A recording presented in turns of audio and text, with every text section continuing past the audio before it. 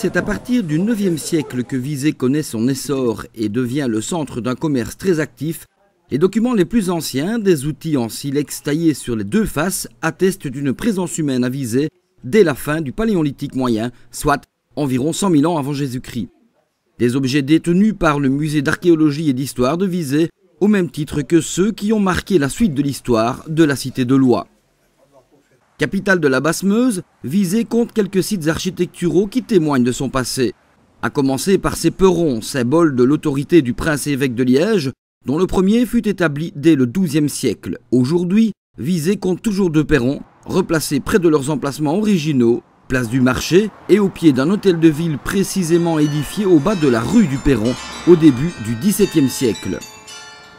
Avec son clocher bulbeux qui culmine à près de 34 mètres et qui abrite un carillon qui joue tous les quarts d'heure, celui-ci est l'un des fleurons du style Renaissance mosane.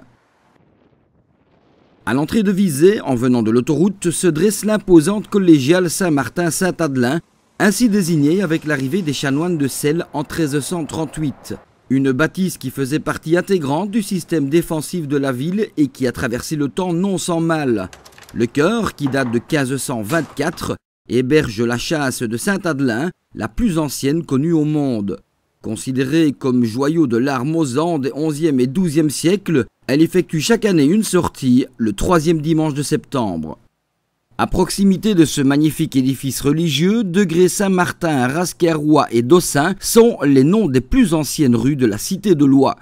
Un petit passage par ce qu'il est désormais convenu de qualifier de ruelle, pavée très étroite et bordée de murs épais, vous fera vous imprégner de la paisible ambiance et du charme d'antan. Comme l'ancien couvent des Sépulcrines, aujourd'hui notamment occupé par le centre culturel et présenté dans une autre vidéo, la petite chapelle de Lorette date aussi du XVIIe siècle.